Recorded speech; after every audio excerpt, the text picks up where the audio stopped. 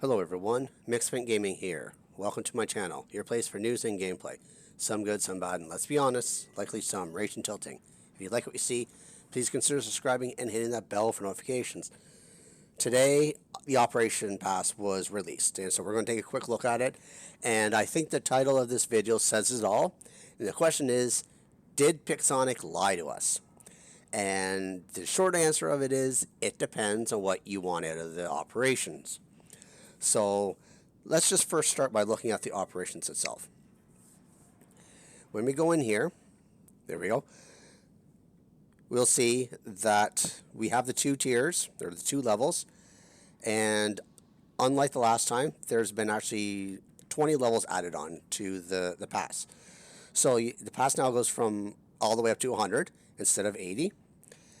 However, the difference is here is that the free level goes all the way up to 80 here instead of 60 as the last time. So that's a good thing. However, the value of the rewards has decreased, at least mostly across the board. Notice here you're having 3 million gold and 8 million gold. Very often those type of situations would be like, for instance, 4 million gold, and sometimes you would have 15 million gold in the operation pass, the paid version. So you have 9 million gold here. But as you go across here, there's more 9 million gold. There's a 10 million gold. I'm saying gold all the time, sorry. 10 million silver.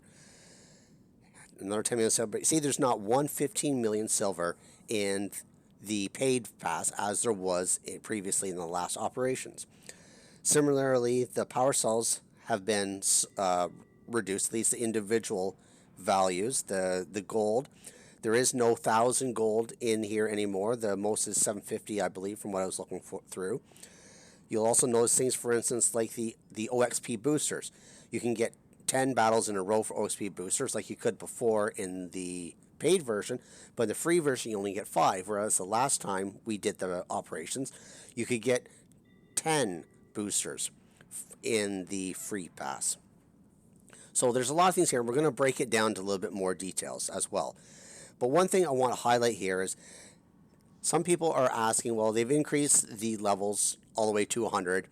So does that mean the levels might be a little bit quicker to obtain? And as the operations go on, I don't know. Because I don't know how much OXP it takes to go from levels, for instance, 11 to 20, 21 to 30, all the way up to 91 to 100. We really won't know. We won't have the numbers until people start to actually get there. However, if you look at the top here, it says level 1, to go to level 2, I need 400 operational experience. In the last operations, you needed 50 OXP to promote to one level. So you needed 500 OXP total to do the first 10 levels. Here, you almost need 500 OXP to do one single level. And so we have 100 levels. If they've changed the OXP by that much in every single level, I know me personally, I'll never have any hope of getting to 100. I got to level 80, and I bought the pass because I got to level 80. And I got there with about 3, maybe 4 days to spare. So not very much leeway or a buffer of the time in my particular situation. Here, with that amount of OXP, yeah, 400 OXP isn't a huge amount. You can do that in a couple of games. But previously, we could actually pound through the first 10 levels relatively quickly. So I'm scared that this type of increase has been put across all the levels. Now, Pixonic has said, I believe it was on their Facebook page, that they increased the amount of OXP you get by 40%. But if you take this into account, 400 OXP is, see here, that's 8 times as much operational experience you need to get to one single level as it did in the previous one. So while you're getting 40% more operational experience, that 40% does not come anywhere near close to make up for that increase of 8 times, an 8-fold amount of OXP you need to go to every single level just up to level 10. So I personally, given this in my play style, and I ground out the last operations, and I tried extremely hard. I was probably averaging 3 hours or so a day trying to play this game, and in the end, it became a grind. It became work, and I don't want a game to be work. And I'm really not in favor of what they've done here. I know that a lot of people were saying, well, geez, I was done the whole Operation Pass in a week. Well, you're going to have these outliers. If you plot these people on the graph versus the other people have who took longer to get to the level 80, or there's a lot of people who didn't even get to level 80. If you plot them on the graph, you're going to have only a few people over here on the very right-hand side that were crying foul that they got to level 80 so soon and didn't have anything left to do for the next 30 or so days, 30 or 40 days of the pass. Whereas the vast majority of the people either got to level 80 barely or didn't even get there at all. I know there are people in my clan who are Master League players who barely got to level 60. And they weren't slacking off either. They were probably playing an hour and a half, 2 hours a day.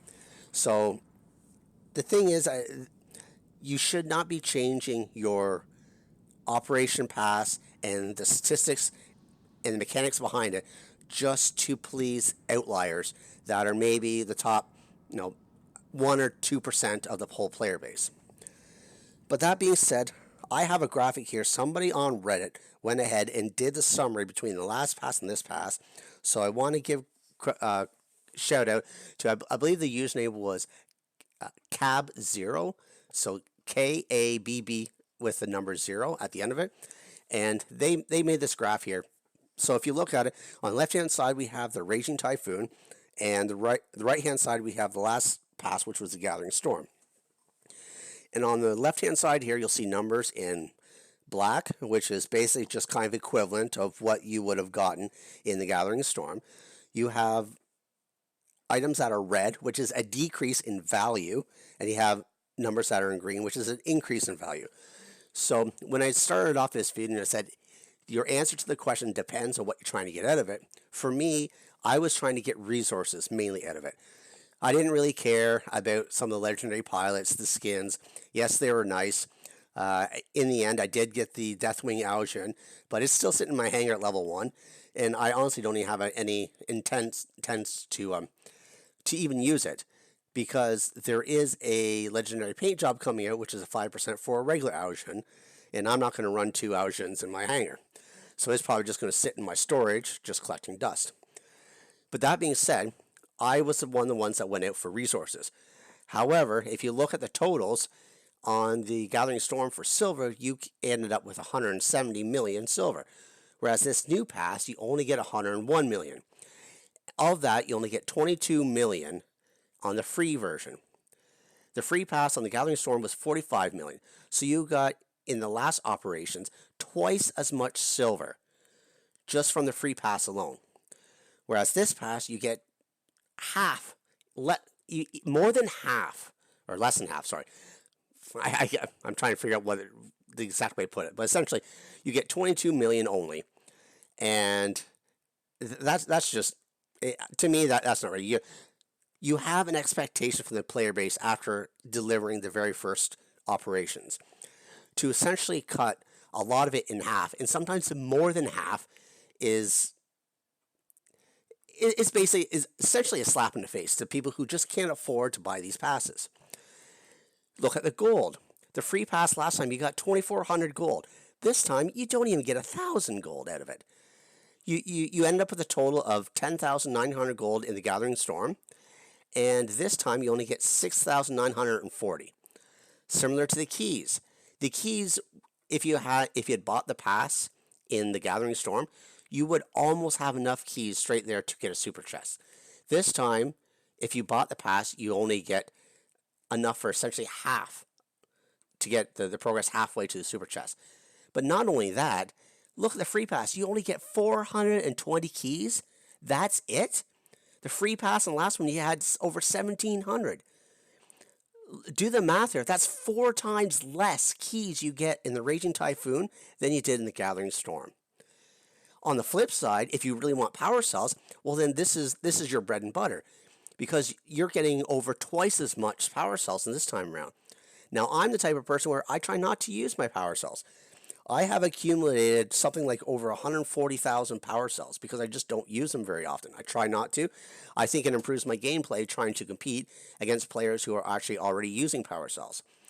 That way, when I really want a power cell or I think it can turn a match for some reason, then I'll use it. But I don't just spam that ability button just to use my power cells. So I don't care about power cells. I have enough right now, and I don't use them very often. So to me, the increase of power cells doesn't help me at all. The weapons, you don't get any weapons at all in the free pass this time around. You have to pay, and you get 2 pulsars, which is great. Pulsars are a great weapon. It's definitely better than the 2 Columbus that you got in the last pass. So that is an improvement. But on the free pass, you get absolutely nothing. For boosters, it's close. You got 18 boosters this time around. You had 20 boosters the last time. But for the paid pass, you get an extra 30 boosters. So again, if you're after boosters, okay, this is probably good for you. For me, again, I don't use boosters. So rarely, anyways, I use boosters. And the only ones I use are silver and what's the other one? Silver and keys, since they took the honor boosters away. The pilots, I have enough pilots. I don't care about getting more pilots.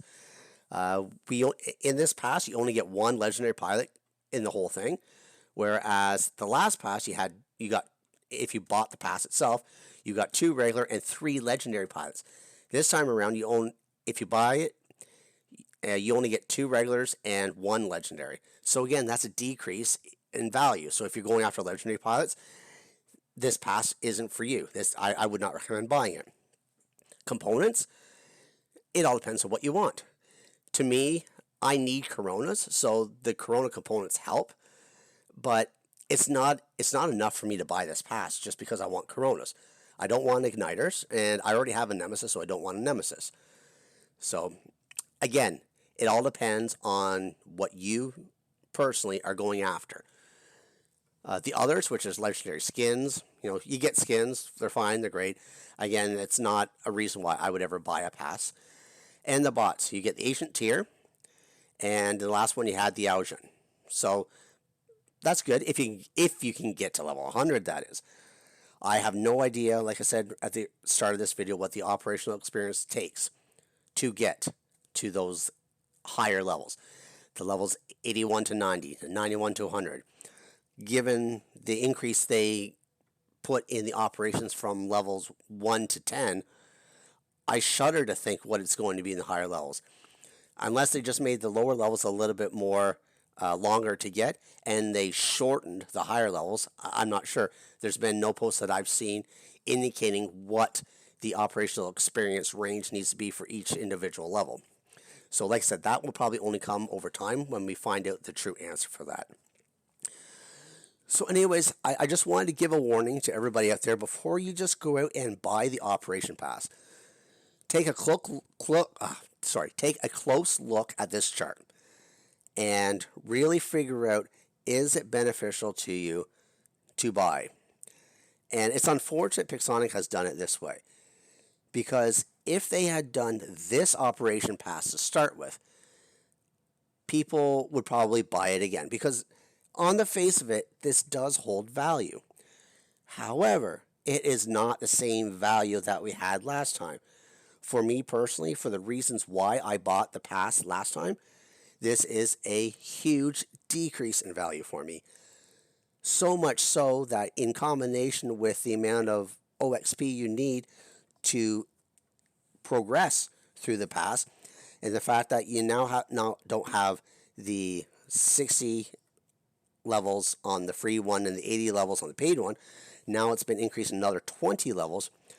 I don't know if I can personally grind that much to get it. Yes, I believe they've increased the time for this. Let me see here. I think I read someplace it's 60 days. Yeah, so it's 60 days. So it's not the 40 or 45 days it was last time. So you have extra time. So that's good. But just how much grinding do you have to get in those upper levels? I don't know if I really want to go through all that effort. Not for this. To me, I really need the resources. I have enough bots. I have mostly the weapons I want. I just need to upgrade them, and I need the gold and I need the silver to do so. But that's my spiel. So hopefully you'll find this informative. You can figure out for yourself whether you want to buy it or not, whether you want to try and grind the levels or not. Me personally, I think this operation season, the next 60 days, I'm going to play normally. What I get, and I will decide near the end if I really want to buy the pass or not. But on the face value of it, on looking at the numbers, I don't think it's going to be worth it for me to spend the money on the pass. I'm not in America, so I don't get the prices that a lot of people get. I have a conversion, and my exchange rate is actually quite a bit higher. So what would be $15 for you is actually closer to $20 for me. If I'm going to go buy something, I might just go ahead and buy the premium, the VIP package instead. But if I had to decide today to buy it, yes or no, my answer for myself would be no. So that being said, I hope you found this informative. If you like this video, please give it a thumbs up. Leave any comments or questions you have below, and I'll try to find out any more information and pass along to you. And until next time, cause some mayhem in the field for me.